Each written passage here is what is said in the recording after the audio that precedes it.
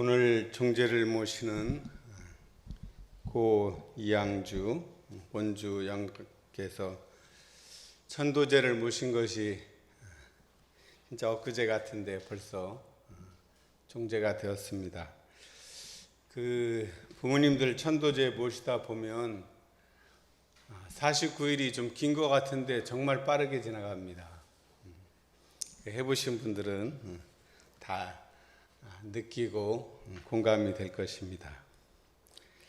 그래서 우리 처음에 이 영가께서 저희 교당 교도님이 아니시죠.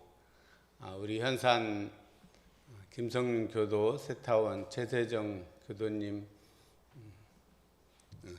세타원님의 어머니시니까 제가 뵙지를 못했는데 종제를 지내면서 이제 매번 이제 사진을 보다 보니까 오늘 이렇게 배우니까 다른 분 같아요. 처음에 뵀던 그분보다 훨씬 제 마음도 편안해지고 아마 영가께서 저희들이 올리는 이 정성과 또 이 본문을 잘 알아들으신 것 같습니다. 그래서 6번의 그 제 동안 천도제를 왜 지내야 되는가, 천도의 원리, 천도의 공덕, 또 우리 천도 법문의 인과에 대한 말씀도 많이 해드렸어요. 그 중에 저는 이 천도 법문에 대해서 각별한 그 관심과 공부를 해서 오늘 종제 때는 이 천도 법문에 대한, 특히 천도 법문에서 이 자성자리에 대한 우리의 성품을 각득하는 그 계기를 삼았으면 합니다. 왜 그러냐면 제가 늘 강조하는 게 천도제를 지내면 그 영가의 천도를 되는 게 이제 1차적인 목적이지만 우리 천도제에 참석한 우리 이 살아있는 우리들이 살아생전에 자기 천도를 하자. 그래서 절에서도 생전예수제라는 걸 해요. 살아있을 때 미리 그 예수 미리 하는 거를 한단 말이에요. 예습하듯이. 그러니까 우리가 지금 천도제를 모시고 천도제에 참석하는 것이 바로 이 예수제보다 더 큰 의미가 있죠. 아예 죽어서가 아니라 살아생전에 자기 천도를 마치자는 거니까 이것이 영가한테도 가장 큰 응원이 된다고 저는 생각합니다. 이거보다 더 큰 응원이 어디 있겠어요?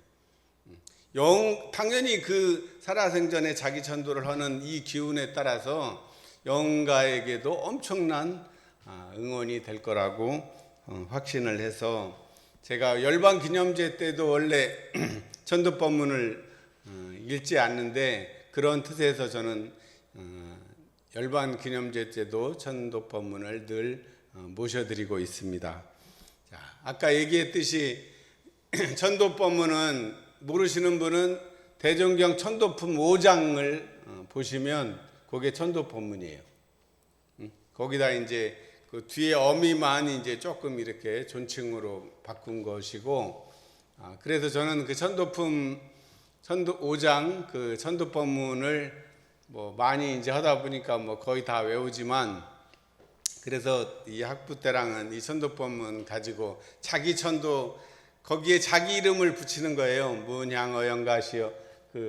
자기 이름을 붙여서 이렇게 해보면 더 이제 와닿게 되겠죠. 남 천도가 아니라 자기 이름 붙여서 자기가 자기 천도를 하게 되면 저절로 공부도 잘 되고 이 천도 법문에 대한 깊이 있는 이해가 있으리라 생각합니다.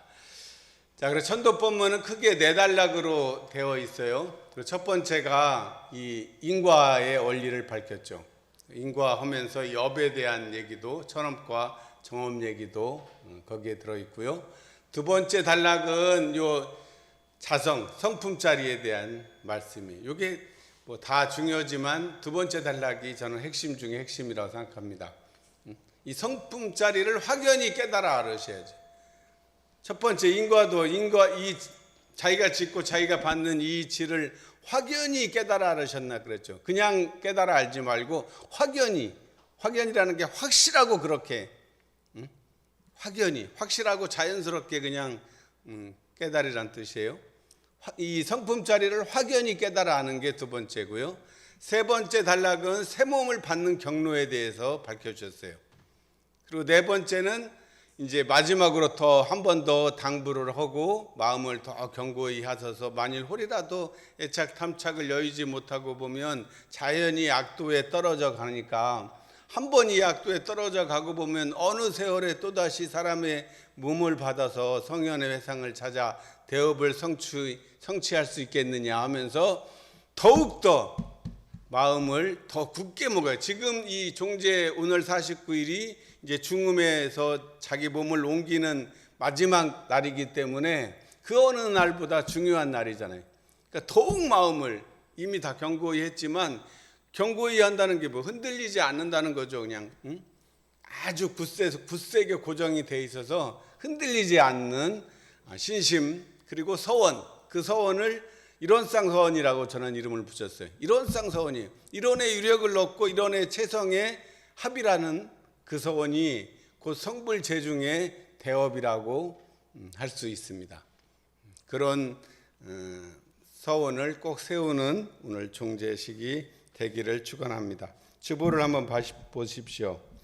작년에는 제가 성품의 밭에 피고 지는 생사와 그런 제목을 한번 붙여서 이 자성자리를 설명을 했었는데 기억나시나요? 기억 안 나시죠? 네, 안 나시는 게 당연합니다. 기억하시는 분은 이제 특별한 스페셜리스트고 기억 안 하시는 분은 정상이고, 왜냐면 잊어버리게 돼 있으니까 극히 당연한데, 그래도 조금 감성이 있었다면 성품의 밭에 피고 지는 생사와 제가 그 제목이 그 제목을 작년에 달았으니까 그 멋있는데, 그래도 제목 정도는 생각이 나면은 그래도 조금 더 스페셜까지는 아니어도 조금 공부에 관심이 있으신 분 같아요. 기억나시죠? 제목은 기억날 것 같아요.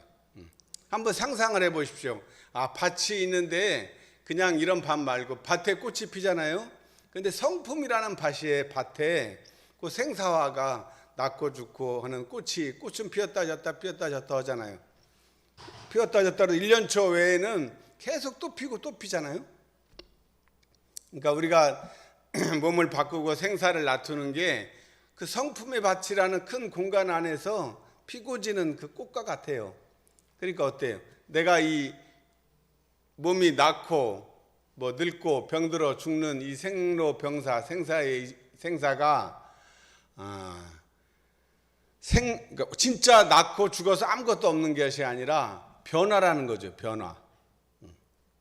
그것을 천도법문에서도 그 말씀을 하고 계세요. 그래서 오늘 우리가 천도법문을 들어봤지만 그 뜻을 잘 모른단 말이에요. 그러니까 다시 한번, 작년에 들었어도 뭐 다 까먹는 게 정상이니까 그것을 안 까먹으려면 어떻게 되겠어요? 최소한 3번 이상 반복해야 됩니다.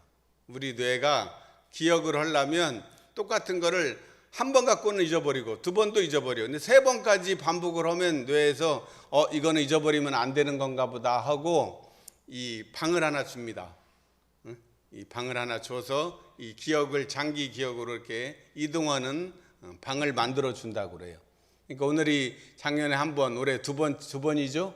그러니까 이제 한 번만 더 오면 다음에는 장기 기억으로 가니까 오늘 잘 염두에 두고 유념해서 정신을 잘 구누고 들어보시기 바랍니다. 자, 인과에 대한 것은 뭐 사실 그 전에 했지만 간단하게 천도법문의 첫 단락이 인과에 대한 이야기라고 그랬는데 거기서 그랬어요.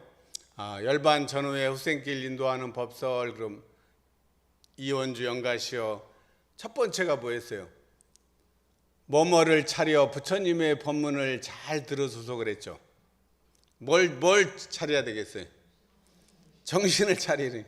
그 말을 아시죠? 정신 차려야, 정신 차려 들어야 돼요. 정신 차려 듣지 않으면 우리 귀는 왜 2개예요? 일로 들었다가 일로 나가는 게 정상이에요. 그러니까 정신을 딱 차려서 이 입력된 것을 딱 붙잡아 둬야 됩니다. 정신을 딱 차려서 나갔던 정신이 딱 자기에 들어오면 어때요? 내 몸과 마음이 딱 한 줄로 딱 같이 있을 때를 정신을 차렸다고 그래요. 내 몸하고 마음하고 따로 노는 상태를 정신 차렸다고 안 합니다. 거꾸로 정신을 차리지 않을 때 보면 몸은 여기에 있는데 지금 생각이 과거에 가 있던가 미래에 가 있던가 아니면 뭐 공간적으로 어렸을 때로 들어가든가 저 집에 뭐 가스 밸브를 잠갔는가 안 잠갔는가 이제 글로 가 있으면 이제 몸과 마음이 분리된 거죠. 그러면 그때를 정신이 나갔다고 그래. 야, 정신 나간 놈이라 그러지. 정신이 드냐 그러면 나갔던 게 이렇게 돌아오면 정신이 드냐. 우리말이 다 맞는 말이에요. 그러니까 정신을 차리는 거예요. 밥상 차리듯이 정신을 차려서 부처님의 법문을 잘 들으라고 그랬어요. 자, 이 세상에서 내가 이 받고 있는 게 내가 지내간 전생에 지은 거를 지금 이 생에 받고 있는 거예요. 그럼 내 생은 또 뭘 어떻게 될 건가 궁금하죠. 궁금할 게 없어요. 내가 이 생에 짓고 있는 것을 보면 내 생에 받을 바를 또 가히 알 수 있다고 그래요. 이게 삼세인가예요. 그건 한마디로 하면 자기가 짓고 자기가 받는 거예요. 뭐 아주 단순한 거죠.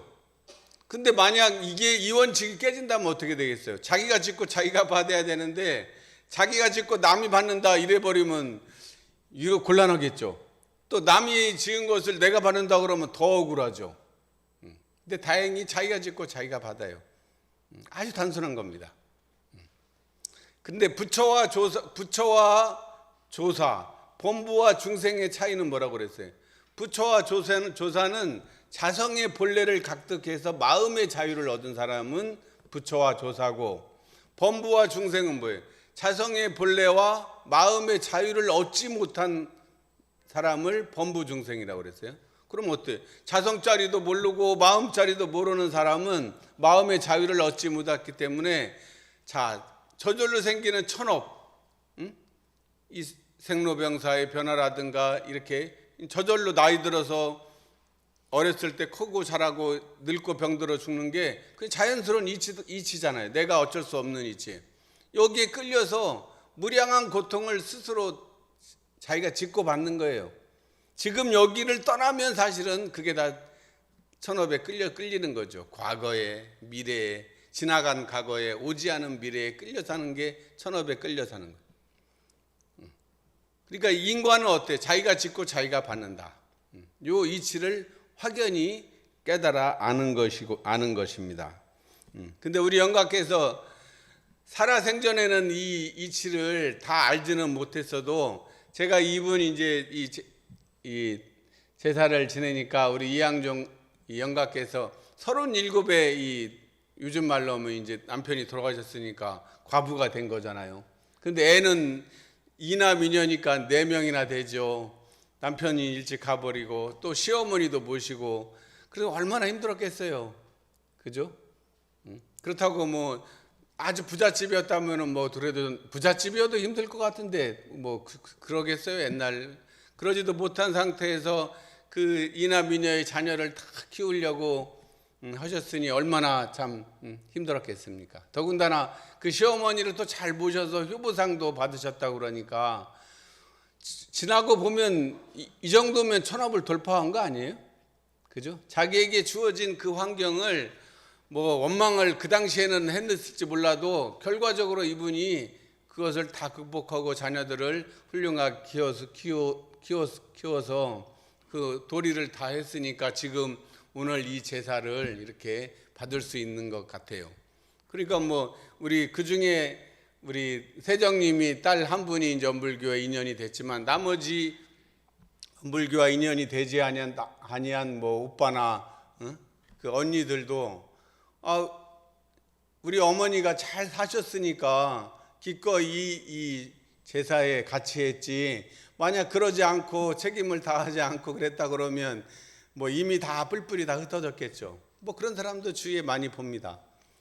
그것만으로도 이분은 충분하게 이번 생에 영적으로 충분한 자기 역할을 다하고 자기의 영혼의 의식의 성장을 충분히 가져오신 분이라고 저는 믿습니다. 그래서 훌륭한 삶을 사신 분이라고 우리도 또 가족들도 다 인정하는 것 같습니다. 자, 두 번째로 이제 이 자성법문, 자성에 대한 천도품에 대해 천도법문에서 보면 이 자성에 대한 말씀을 하는데 뭐라고 그랬냐면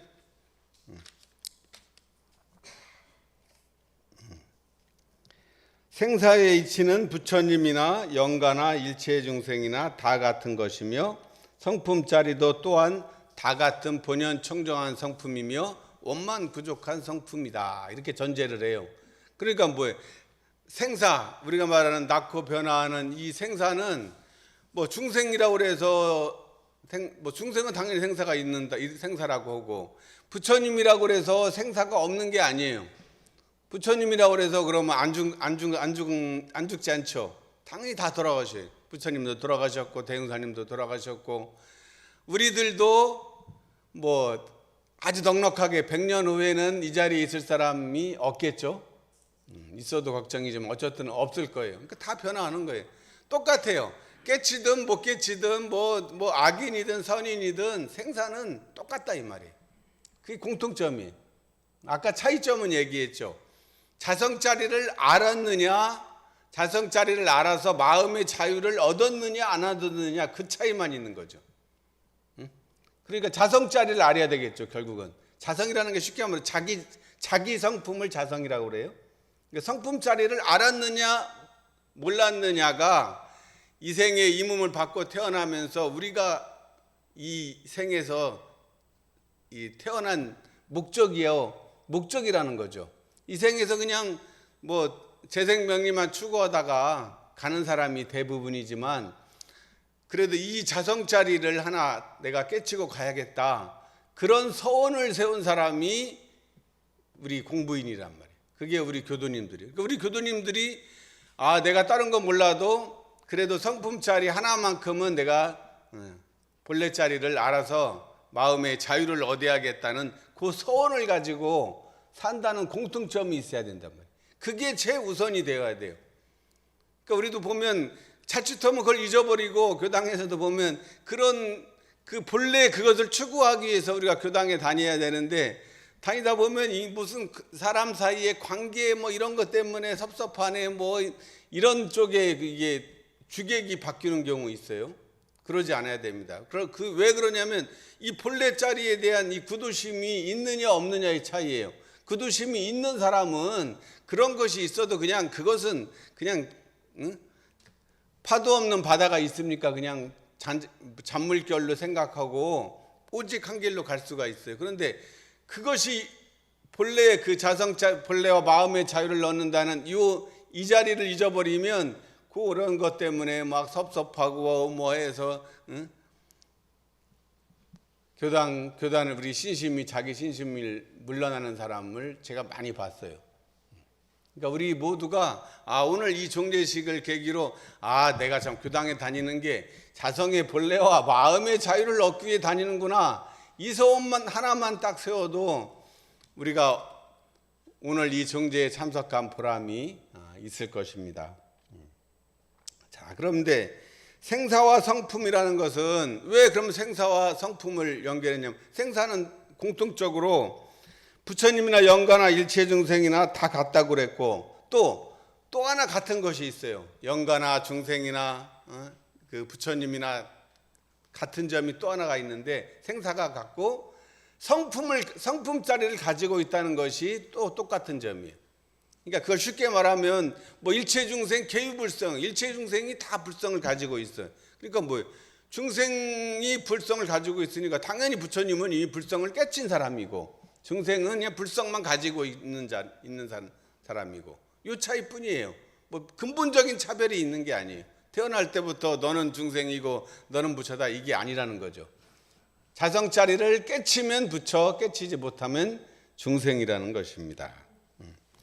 자, 근데 이 성품 이름을 왜 알아야 되겠습니까? 이 성품 자리가 뭐 더 쉽게 얘기하면 뭐 다른 종교 타력신에서는 이 성품 자리가 곧 하나님 자리예요. 이 자리가 곧 하나님 자리고 부처님 자리고 알라신 자리고 모든 종교에서 말하는 근본적인 자리를 불가에서는 이 성품이라고 얘기를 한다. 우리가 가지고 있는 누구나 가지고 있는 이 본래 성품 자리를 우리가 알할 때 우리 생사님께서는 그 자리를 이 일원으로 이 원만구족한 성품을 이 형상으로서는 이 둥근 일원으로서 형상화를 시켜주셨어요. 그래서 이제 성품에 대한 이제 설명을 알아들어야 되는데, 자 지금까지 제가 저도 여러 가지 공부를 해봤지만 이 성품 자리에 대해서는 잘 얘기를 안 해요. 그냥 우리도 보면 이런상 서원문에서는 성품 자리를 언어 도단의 입정처요 유무초월의 생사문이다. 요 딱 한마디만 합니다. 그래서 성품 자리에 대해서 공부를 해보니까 성품 자리에 대해서 가장 자세하고 많이 정확하게 알려주고 있는 게 이 천도법문이에요. 성품에 대한 설명이 이 천도법문에서 가장 정확하고 자상하고 쉽고 우리들이 알아들을 수 있게 설명을 하고 있어요. 그것도 우리말로 하고 있죠. 근데 그래도 좀 한자어가 있어가지고 다 알아듣기는 어렵지만 지금까지 나온 중에서는 가장 쉬운 방법이라고 생각합니다. 그래서 성품에 대한 것을 뭐라고 그랬냐면 비유를 하기를 허공의 달과 같다고 그랬어요. 성품이라 하는 것은 비유하기를 허공의 달과 같아. 자, 한번 상상해 보십시오. 자, 저 하늘에 있는 허공에 달이 있죠? 달이 어제도 떴고 오늘도 떴고 내일도 뜨겠죠. 그 말은 이 시간에 구애 없이 늘 뜨고 있어요. 그리고 또 낮에는 뭐가 뜹니까? 낮에는 해가 떠요. 근데 그 해와 달에 이게 보면 해가 떴다가 지면은 또 달이 뜨겠죠. 해가 지면 달이 뜨고 달이 지면 또 해가 뜨고. 근데 사실 과학적으로는 다 동시에 있는 거죠. 근데 우리가 지구가 도니까 그렇게 보일 뿐이지만 어쨌든 해가 동쪽에서 떠서 서쪽으로 진다는 것은 과학적으로는 안 맞는 말이란 말이에요. 과학적으로는 안 맞죠. 다 알죠. 해가 그런 적이 지구가 도니까 동쪽에서 떴다 서쪽으로 지는 것처럼 보이고 보면 분명히 내 육안으로는 떴다가 바다에 분명히 빠지는 거 보이죠. 그럼 빠졌는데 어떻게 해요? 내일 아침 되면은 또 바다에서 솟아올라요. 그러니까 그래서 굳이 그걸 과학적으로 안다고 그래서 해가 뜨고 동쪽에서 해가 뜨고 서쪽에 진다는 거를 굳이 또 알면서도 또 굳이 아니라고 또 하지도 않잖아요. 그것도 보기 나름이에요. 사람의 눈으로 보면 그건 분명한 거고 전체적 입장에서 보면 뜨고 지는 게 아니죠. 그냥 늘 그대로 있고 달은 근데 어때요? 지구를 중심으로 달은 돌아요. 여기까지 얘기를 이거는 좀 복잡하니까 어쨌든 허공의 달과 같이 참달은 이게 허공에 있는 달이 진짜 참달이죠. 근데 어때요? 그 참달이 허공에 있으면 그림자 달이 일천강에 다 비친다고 그랬단 말이에요. 한번 상상해 보십시오. 참달은 분명히 하나인데 이 달이 우리 옆에 한강에 보면 강 밑에도 달이 있는 한강에도 있어요.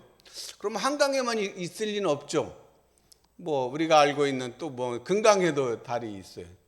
그러면 또 광주 사람들은 목포 사람들은 영산강에도 또 달이 있겠죠. 또 부산 사람들은 낙동강에도 있다고 그럴까 말이에요. 참달은 허공이 하나인데 한강에도 있고 영산강에도 있고 금강에도 있고 만경강에도 있고 낙동강에도 있고 우리나라에만 있겠어요? 미국의 미시시피피 강에도 있을 것이고 브라질의 아마존 강에도 있을 것이고 나인 강에도 있을 것이고 수많은 강에 그래서 일천강이에요. 그래서 어린 청강지국이란 말이 그거예요. 그 달이 일천강에 다 비춰 있단 말이에요. 어린 청강이. 그러면 그 그림자 달은 참달은 아니죠. 근데 잘 생각해 보시죠. 우리는 그래서 그림자 달은 참달이 아니니까 그림자 달을 무시하고 이거는 참달만 이렇게 찾으려고 하는데, 자, 이 비유는 뭡니까? 우리 그림자 달이 바로 우리 몸이 그림자 달이라는 거예요. 그렇죠?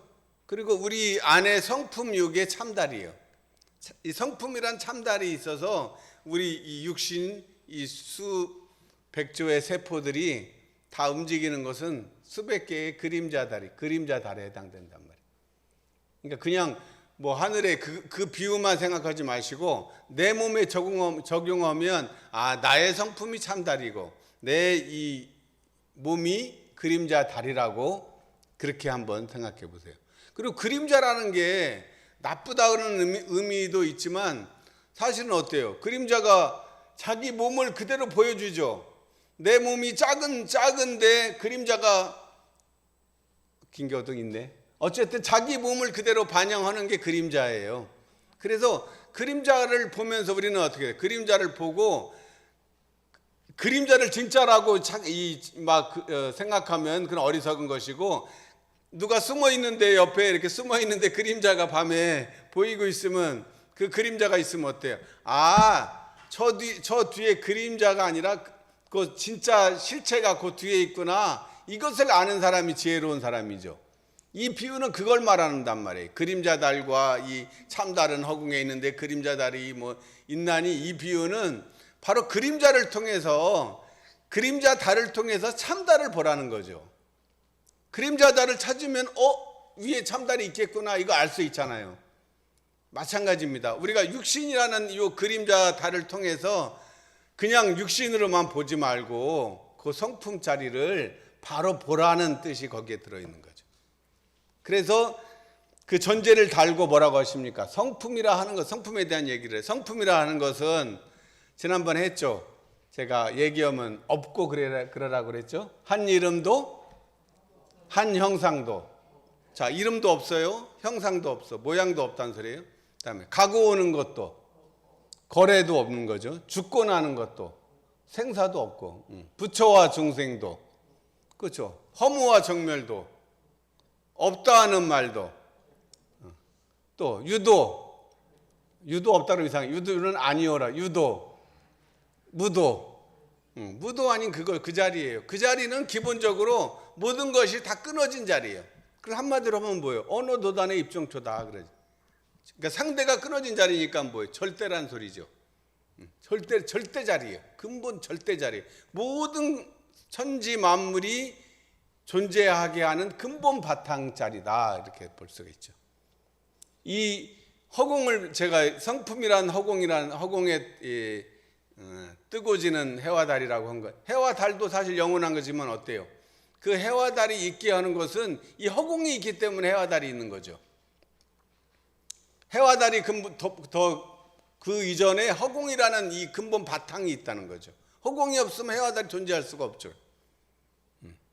이 바탕 자리요. 자, 바다에 보면 파도가 계속 치죠. 우리 바다에 가면 파도 치는 거, 파도만 봅니다. 큰 파도도 있고 작은 파도도 있는데, 그 바다라는 그 공간, 그 바다 깊숙한 곳에 있는 데는 흔들림이 없죠.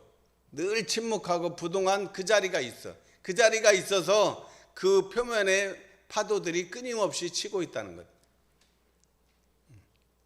그 이치를 한번 생각해 보십시오.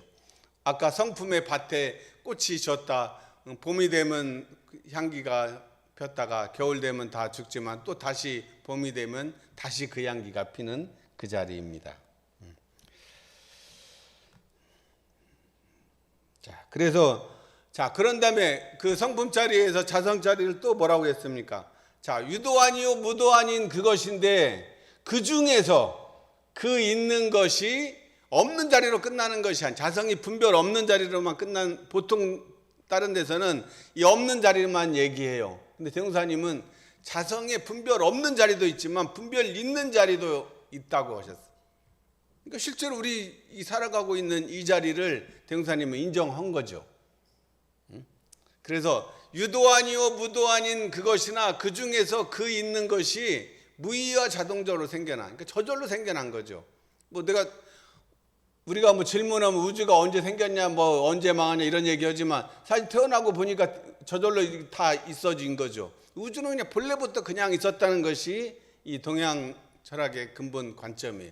그 근본 자리는 무의와 자동적으로 생겨나서, 그것이 우주는 어때요? 그 기운에 따라서 우주가 성주계공으로 변화해. 그리고 만물은 생로병사를 따라 육도와 사생으로 변화하고, 해와 달은 어때요? 그 공간 바탕 하에서 왔다 갔다 뜨고 졌다 해서 해가 뜨면 낮이고 달이 뜨면 밤이요. 주야를 변화시키는 거죠. 그러니까 근본 바탕자리에서 보면 그 안에 있는 모든 것들은 개체로 보면 나가 낳고 죽었다고 생사라고 하지만 전체 자리에서 보면 그냥 변화하는 거죠. 그 안에 있는 개체들이 변화하는 거예요. 낳고 죽고 낳고 죽고, 식물도 낳고 죽고 낳고 죽고. 이게 이 꽃이 어제 거 1년 전에 했다고 그래서 이건 1년 전 그놈 뭐 어제 그놈 얘기 안 해. 그냥 그놈이 그놈이지. 전체 자리에서 보면 사람도 뭐 하나하나 이름이 다 있지만 전체로 보면 다 그냥 그 안에 있는 모든 생명들이요. 그러니까 언어라고 이 이름이 다 끊어진 자리죠. 그래서 한 이름도 없는 자리지. 한 형상도 없고. 그 자리. 자, 그래서 그 자리를 그럼 우리가 어떻게 실제로 깨달아 알 것이냐. 그래서 아까 잠깐 힌트를 드렸지만 이 그림자 달, 내 몸이라는 대상을 보면서 동시에 이 몸이 존재하게 하는 근본 바탕, 이게 이 허공이죠. 이 허공과 같은 근본 바탕 자리를 동시에 보는 거예요. 이것을 화두에서 보면 두 문을 동시에 투과한다고 그래요. 두 문을 동시에 어떻게 통과할 수 있어요? 현상적으로는 불가능하죠. 이 문이 두 개 있으면 하나하나 차례차례 열어야 되지만 전체 자리에서 보면 동시에 이게 가능하다. 내 몸을 본과 동시에 이 몸이 있게 하는 근본 바탕 자리를 이 와칭, 이거를 그 와칭이란 책에서 보면 그 자리를 이걸 지켜보는 나를 와칭이라고 그래요. 좀 관찰자란 말이에요. 그 관찰자가 곧 참나예요.